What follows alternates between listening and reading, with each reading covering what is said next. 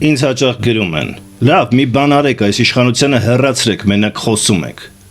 Եկեք միասին հասկանանք, սիրելի ժողովուրդ, թե ինչ է նշանակում մի բան անել։ Ինչ եք ուզում անենք։ Գնանք իշխանավորների վզից բռնենք, շպրտենք դուրս իրենց կաբինետներից, որտեղ հանդիպենք ֆիզիկապես վերացնենք։ Իսկ դուք նման բան կնախաձեռնեք։ Ինչ եք էլի ուզում անենք, ինչ նկատի ունեք։ Քաղաքական խնդիրները ունեն միայն քաղաքական եւ իրավական լուծումներ։ Մարդկությունը արյունահեղությունների միջով անցնելով դարեր շարունակ հասկացել է, որ կա ընդունելի արդյունավետ միայն մեկ ձև՝ համաժողովրդական ընտրություններ։ Իշխանությունը հեռացնել կարող է ոչ մեկը, ոչ 10-ը, ոչ էլ 1000-ը։ Դա բոլորի, այդ թվում ձեր գործն է։ Գնալ ընտրության եւ մերժելով իշխանությանը, ընտրել ավելի արժանավորներին։ Սա է մի բան անելը, որի դեմ ոչ ոք ոչինչ չի կարող հակադարձել։ Իսկ երբ իշխանությունը կեղծի ընտրությունները, նոր արդեն կլինի լեգիտիմ հիմք սկսելու համաժողովրդական ապստամբություն։ Կամ մեկ այլ քաղաքական ձև դա անհնազանդությունն է բողոքի զանգվածային ցույցերը, որոնք ընտրություններից առաջ էլ կարող են լինել, հետո էլ։ Բայց դրանք իմաստ ունեն այն ժամանակ, երբ իշխանությունը բռնանում է ժողովրդի կամքի վրա, իսկ դրա ելքը բացառապես կախված է լինում իշխողի բարի կամքից, գնալ թե մնալ։ Սերժն օրինակ որոշեց գնալ, իսկ Նիկոլը մեծ հարցական է, կամավոր կգնա փողոցի ճնշման տակ, թե ոչ, քանի որ նրան արյունը չի կանգնեցրել ոչ իր, ոչ էլ ուրիշների։ Մնացած տարբերակները քաղաքական ու իրավական չեն, օրինակ զինված հարձակումները, սպանությունները եւ այլն։ Արյունը միշտ արյուն է բերում, ոչ մի արյունոտ հեղաշրջում, ոչ մի երկրի ու ժողովրդի բարեկեցություն չի բերել։ Իշխանությունը ավելի մեծ ռեսուրս, զինված միջոցներ ու զենքեր ունի ճնշելու ցանկացած զինված ապստամբություն, եթե հենց պետական ուժային համակարգն ինքը չի սկսել այդ ապստամբությունը քաղաքական իշխանության դեմ։ Այսինքն իշխանական մարմինների ներսում չի եղել ճեղքված ճակ եւ դիմակայություն։ Ուրեմն դուք ոչ թե քաղաքագետներին, այլ Հայաստանի իրավապահ եւ ուժային մարմիններին պետք է այդ դժգոհությունն ուղեք, նրանք են նաեւ ի պաշտոնե եւ նաեւ օրենքով պատասխանատու հարցերի համար։ Ասեք նրանց մի բան արեք, եթե նկատի ունեք իշխանափոխության այդ տարբերակը, բայց օրինակ նման կոչանող Միքայել Սրբազանին հիշում եք, բռնեցին, փակեցին եւ ձեզնից ոչ մեկը նրա կողքը չկանգնեց, նրա կոչերը չաջակցեց։ Ուրեմն եկեք հասկանանք հետեւյալը։ Ես քաղաքագետ եմ, փորձագետ, ով իր խոսքով արդեն գործ է անում։ Ես այլ զենք չունեմ այս պահին կիրառելու։ Պետք է հասկանալ, որ իշխանության փոփոխությունը մեկ օրվա իրադարձություն չէ։ Դա հասարակության հասունության արդյունքն է։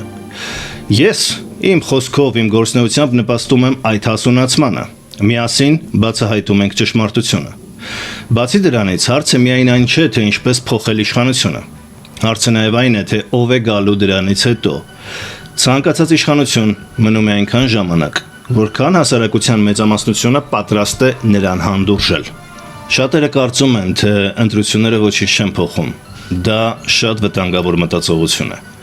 Դա նշանակում է, որ մենք մերժում ենք պետություն ունենալը եւ քաղաքացի լինելը, հետեւաբար 10 միլիոն մարդ այսօր Հայաստանում չի ապրում։ Վատ իշխանությունները հաճախ հաղթում են ոչ թե որովհետեւ ուժեղ են, այլ որովհետեւ խելացի մարդիկ չեն մասնակցում քաղաքականությանը։ Որպես քաղաքագետ եւ քաղաքական մտածող, իմ խնդիրն է, որ խելացի մարդկանց թիվն ավելանա։ Իմ խնդիրն է թույլ չտալ, որ մարդկանց հիմարեցնեն։ Ինչ եմ առաջարկում։ Տեր կանգնել սեփական պետությանը, գնալ ընտրության, ներգրավել ընտրական գործընթացներում, աջակցել նոր քաղաքական ուժերին, չբոյկոտել ընտրությունները։ Բոյկոտը ամենաթանկ նվերն է իշխանությանը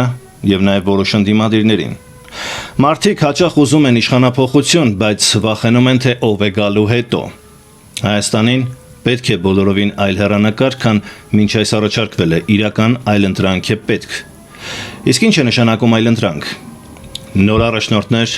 պրոֆեսիոնալ թիմեր, հստակ տնտեսական սոցիալական ծրագիր, մարդկանց իսկապես հուզող խնդիրների լուծման մասին, այլ ոչ թե ջուր ծեծոցի, արդյունավետ անվտանգային ռազմավարություն։ Իշխանությունն ընկնում է, երբ հայտնվում է մեկը, ում ավելի շատ են վստահում, բայց ինչ որ մեկին վստահելուց առաջ պետք է հասկանալ, թե ինչ տեսակի ու արժեքային համակարգի մարդ է նա։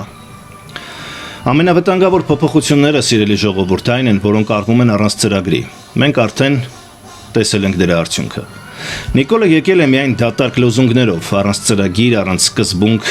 Դրա համար շաբաթը մեկ հայացքներ է փոխում, անսկզբունքային մարդիկ միայն կընտրեն նման անսկզբունքային առաջնորդների, ում ստախոսության պատասխանը